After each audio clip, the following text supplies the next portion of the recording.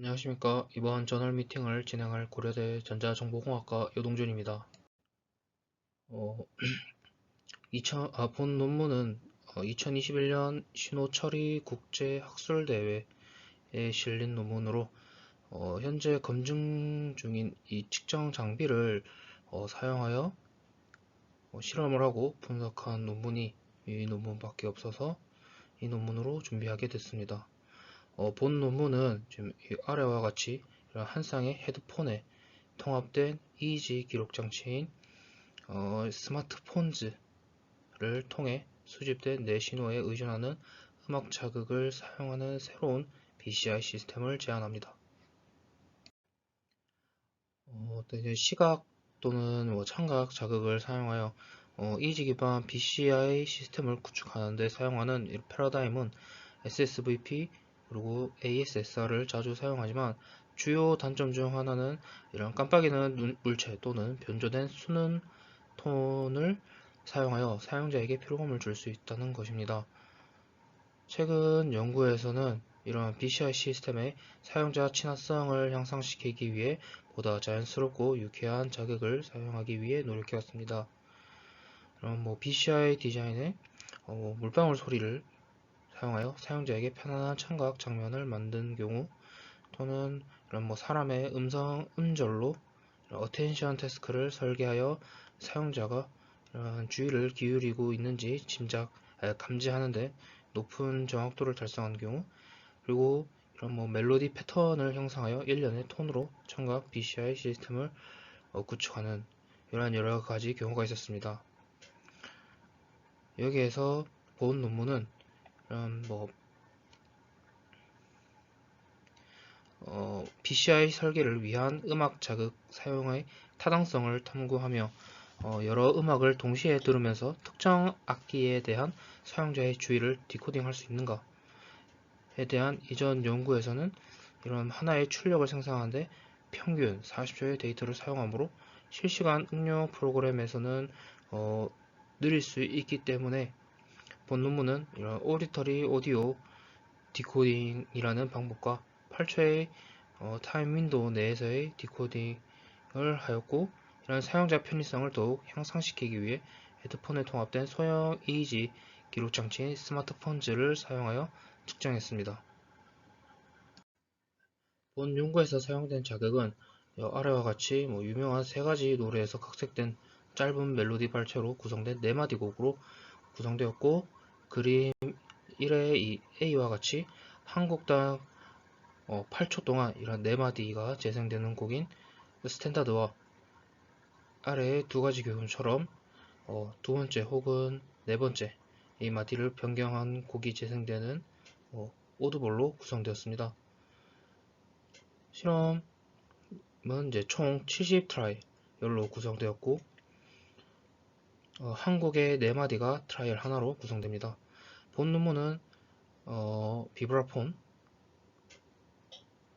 28개, 하모니카 14개 트라이얼, 피아노 28 트라이얼로 트라이얼이 구성되었고, 모든 트라이얼은 한 블럭당 14개의 트라이얼로 있는 5개의 블록으로 나뉘고 순서는 각 참가자에 대해 무작위로 지정되었습니다. 그 다음에 트라이얼 시작 시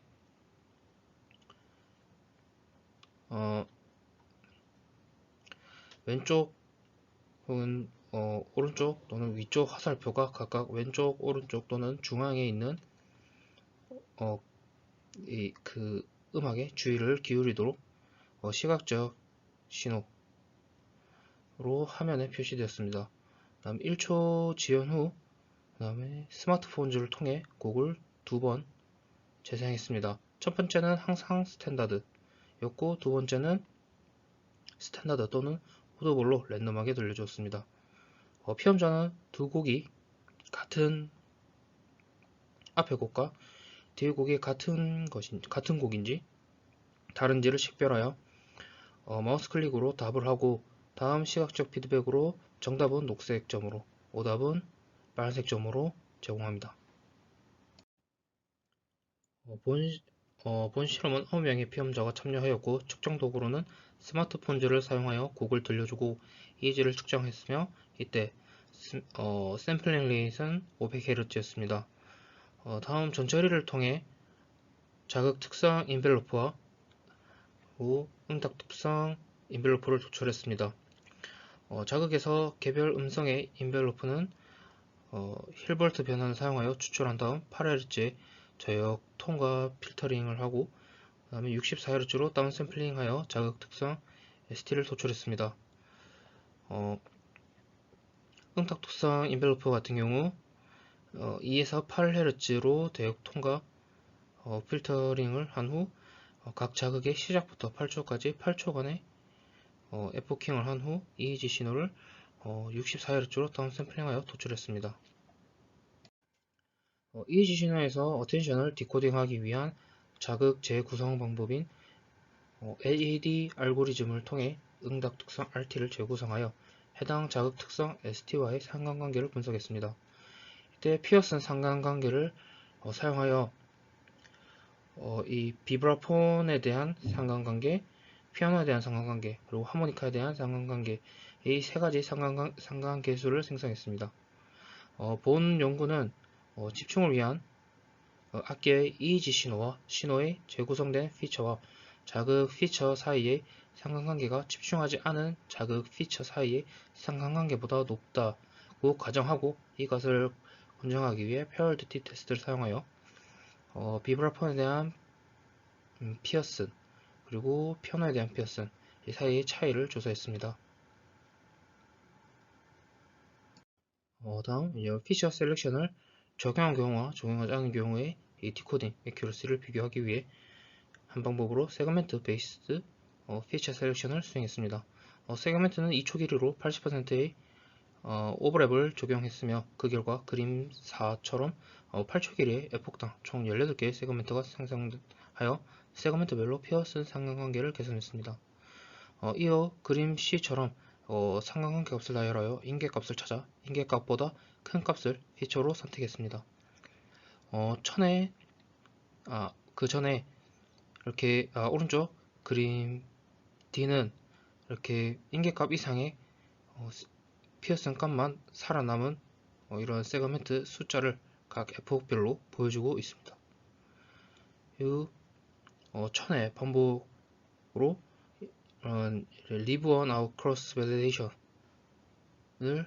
사용하여 서브젝트 와이즈 별로 리니어 SVM을 훈련하고 테스트했습니다. 이후 음악에 대한 어텐션을 디코딩 할 수 있는지를 확인했고 분류는 피처 셀렉션이 있거나 없는 데이터에 대해 별도로 실행했습니다. 다음 결과입니다. 이 결과는 재구성된 RTA 인벨로프와 자극 인벨로프 ST 사이의 상관관계를 나타내는 것으로 이것은 각 피험자들의 피어슨 상관관계를 피험자별로 평균한 결과들을 나타냅니다. 그래서 이러한 재구성된 RTA 인벨로프와 자극 인벨로프 ST 사이의 상관관계는 위와 같이 이런 피처 셀렉션 없이도 어텐션에 의해 조절이 되었고 피험자들이 비브라폰에 대해서 주의를 기울였을 때 그들의 평균 재구성된 비브라폰에 대한 피어슨 상관관계가 피아노의 피어슨 상관관계보다 상당히 높게 유의미하게 나타나였고 다음 주의가 피아노에 대해서 이런 어텐션이 집중되었을 때는 오히려 반대로 피아노의 재구성된 이 피아노에 대한 인벨로프와의 이런 피어슨 상관관계가 비브라폰보다 더 크게 나타났습니다. 하지만 통계적으로 유의미한 점은 없었습니다. 유의미한 차이는 없었습니다. 아래의 두 그래프는 마찬가지로 비브라폰에 집중했을 때 재구성된 이 비브라폰과의 상관관계 오른쪽은 피아노와의 상관관계를 나타내고 그때 왼쪽에 WOFS 피처 셀렉션을 적용하지 않았을 때 그리고 오른쪽은 피처 셀렉션을 적용했을 때 평균 피어슨 상황회가 어떻게 변했는지를 보여주며 비브라폰에 집중했을 때 비브라폰이 재구성된 비브라폰에 대한 인벨로프는 오히려 더 피처 셀렉션을 적용했을 때 오히려 더 증가했고, 반대로 피아노와의 상관관계에서는 오히려 감소하는 것을 보여줍니다. 그리고 반대로 이 피아노에 대해서 집중했을 때